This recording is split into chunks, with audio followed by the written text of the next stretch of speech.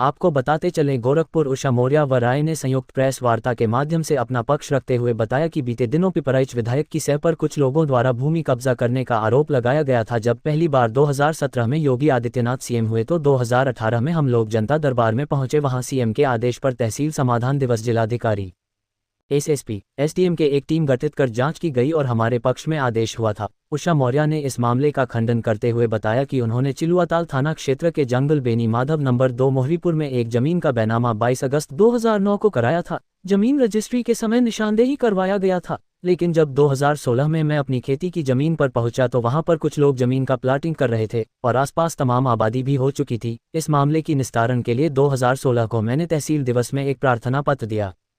बाद में 2 फरवरी 2018 को मैंने धारा 24 के तहत जमीन के पैमाइश की गुहार लगाया। उसके बाद क्लियर हो गया कि यह गाटा संख्या 432 और 433 का जमीन है। हमारा नाम उषा मौर्य है। हम जमीन के संदर्भ में हम प्रेस कॉन्फ्रेंस में आए हुए हैं और हमारा जमीन जंगल बेनी माधव नंबर 2 मोहरीपुर में है और उसी के संदर्भ में कुछ 4 लोग गोलबंद होकर के वो लोग हमारे ज़मीन पे कब्जा कर रहे हैं और उसका 2-2 बार पैमाइश कराने के बावजूद भी ये लोग हमको यानी कि फर्जी मुकदमे में फंसा करके गैंगस्टर भी लगाए, 4 महीना हम लोगों को जेल भी भिजवाए, प्लस हमारे घर पे कुर्की की नोटिस भी चस्पा कर दी गई। उसके बावजूद भी आज भी हमारी ज़मीन को जब्त कर दी गई है। 2-2 बार पैमाइश करने के बावजूद भी हमारी ज़मीन को जब्त कर ली गई है। आपकी ज़मीन कितनी है, कहाँ पे है? हमारी ज़मीन 57 डिसमिल है, जंगल बेनी माधव नंबर 2 मोहरीपुर में है और हम वहाँ पे एक तंबू डाल कर के बच्चे के साथ रह रहे हैं। एक दिन हमारे रात में हमारे बच्चे का तबीयत भी ख़राब हो चुका है उस तंबू में और उसके बावजूद भी हमारी ज़मीन को यानी कि जब्त कर ली गई। ज़मीन कब लिया था आपने? मैंने 22 अगस्त 2009 की रजिस्ट्री कराई है, खारिज दाखिल भी है, 2-2 बार पैमाइश भी हो चुकी है और माननीय सीएम साहब के जनता दरबार में मैं गई थी। वहाँ पे यानी कि 9 जुलाई 2017 को गई थी, पहली बार सीएम साहब बने थे। पहली जनता दरबार की मैं पहली गवाह हूँ कि वो धक्का मुक्की हज़ारों की भीड़ की मैं चोटिल हुई थी और वहाँ से संज्ञान लेते हुए हमारे सीएम साहब ने हमको यानी हमारी एप्लीकेशन तत्कालीन डीएम राजीव रौतेला सर जी को देते हुए उन्होंने ये कहा कि समाधान कराइए, ये आपका मामला है, समाधान कराइए। उन्होंने समाधान के लिए तहसील दिवस में हम गए थे 2 जनवरी 2018 को, तो वहाँ पे हमारे जो तत्कालीन डीएम राजू रौतेला सर जी, तत्कालीन एसडीएम राहुल पांडे सर जी, तत्कालीन एसएसपी हमारे सत्यार्थ अनुरुद्ध पंकज जी की अध्यक्षता में वहाँ पे हमारी पैमाइश का आदेश हो चुका था और पैमाइश हो भी गई है। उसके बावजूद भी एक-एक कमियां निकाल करके उन लोगों ने फिर से धारा 24 यानी कि उसको कराने के लिए लोग कहे, कमिश्नर साहब के वहाँ गए ये लोग कि इसमें ये कमी है, वो कमी है, उसको फिर मैं उस कमी को पूरा करते हुए फिर मैं दोबारा 23 सितंबर 2024 को फिर से फरमाइश कराई हूँ। उसके बाद से राज्य टीम की तरफ से हमारा रिपोर्ट भी आ चुका है और वहाँ पे यानी कि 23 सितंबर 2024 के बाद से थाना चिलुआताल एसएचओ सर ने अभी तक रोक करके विवाद रखा था। फिर उसके बाद आज हमारी ज़मीन को कुर्क कर दी गई है।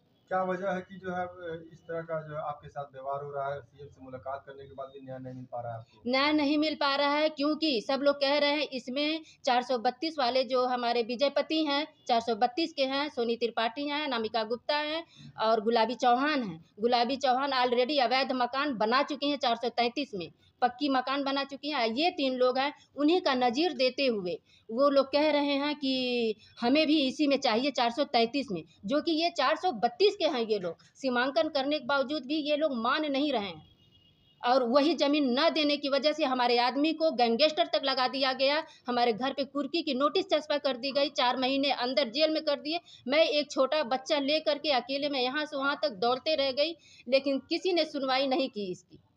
अच्छा, कोई राजनीतिक संरक्षण भी प्राप्त है क्या आपके विपक्षियों को? जी, वो संघ कारवां कह के हमेशा कहते ऊपर से फ़ोन आ रहा है, ऊपर से फ़ोन आ रहा है, ये कह कर के हम संघ के आदमी हैं, संघ के आदमी हैं, यही बार-बार वो कहते आ रहे हैं। क्या चाहती हैं?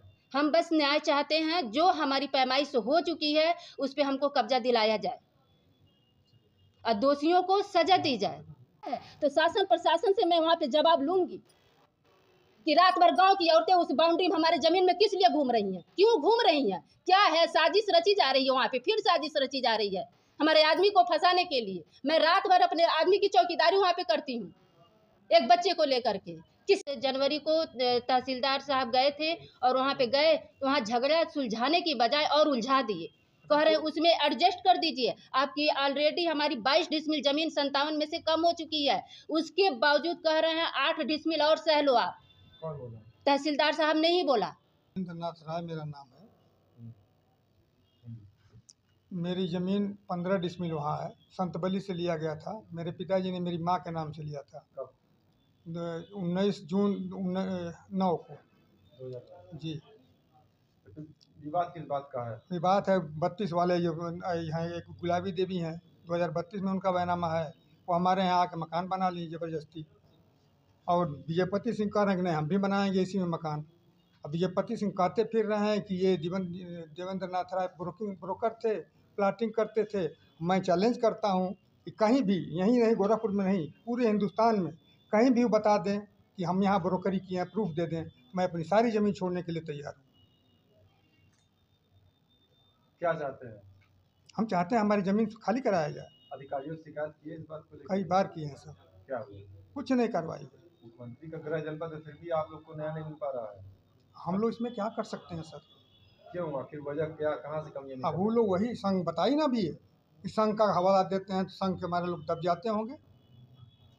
कह रहे हैं हम संघ के वो हैं, सदस्य हैं, हम संघ के का काम जमीन वो कह तो रहे हैं, उनके कहने के हिसाब से हम कर रहे हैं, हम अपने मन से नहीं कर रहे हैं, उनके कहने की बात कर रहे हैं।